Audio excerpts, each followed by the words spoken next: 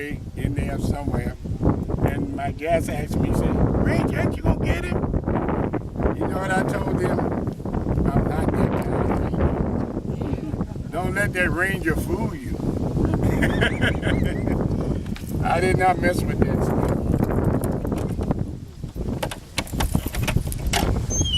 Okay, look like it's clear.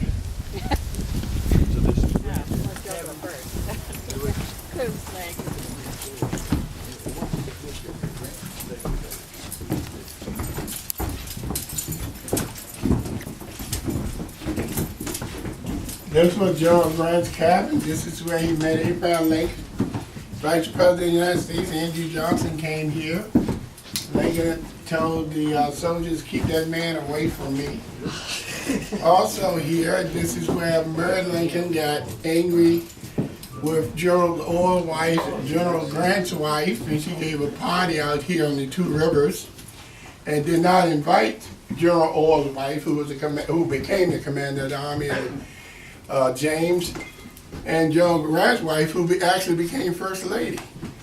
And so they gave a party the same night on the generalship, and the two First Ladies, Mary was First Lady at the time, was telling the bands to outplay each other.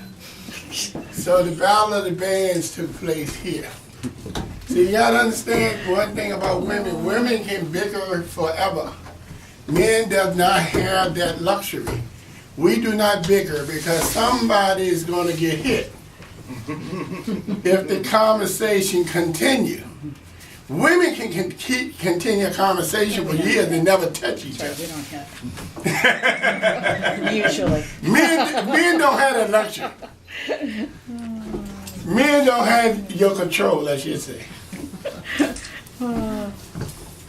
And this is the actual wood to the cabin. Oh my God. As a matter of fact, if you can, I know it's here, but it's hard to see. They got November 30th, 1916.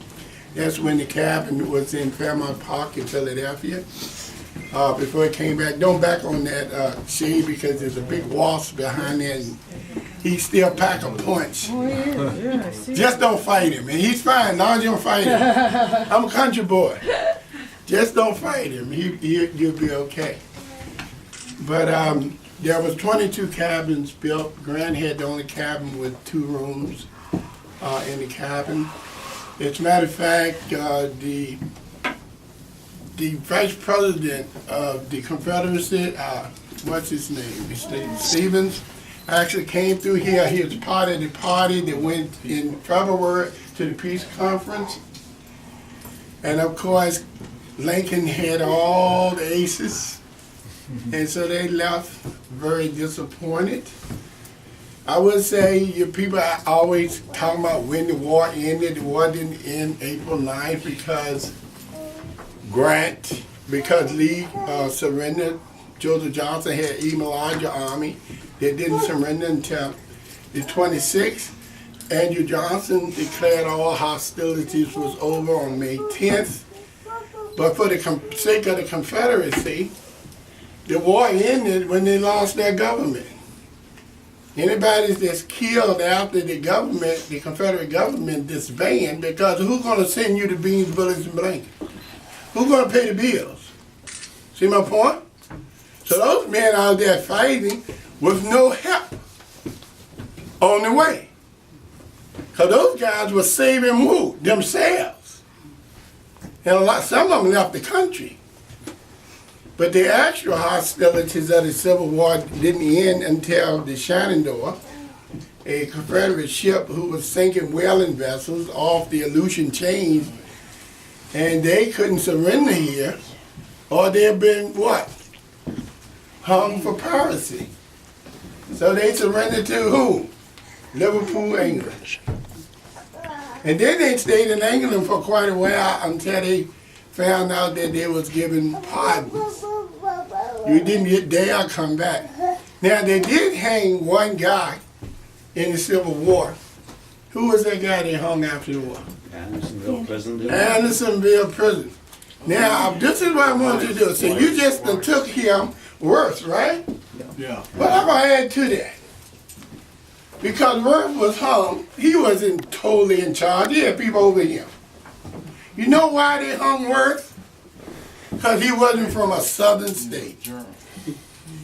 They're going to hang him without causing other people to get angry. So this is why I'm telling you. Civil War buffs 101.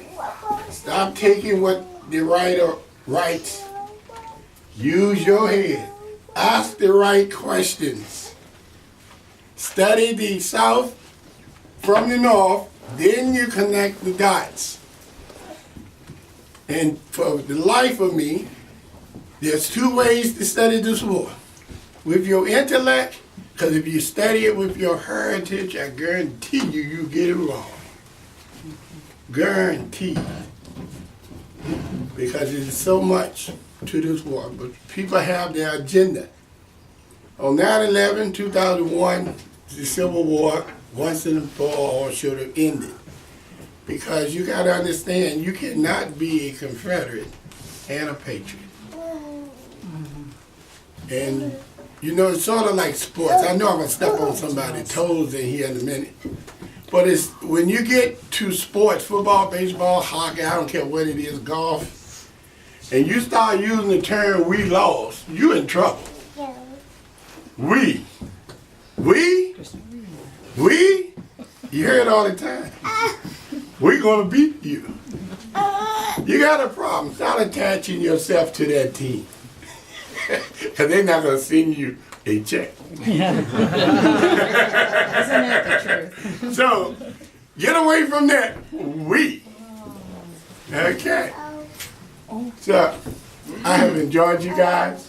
And those who want to go back to the house to see the video can follow me.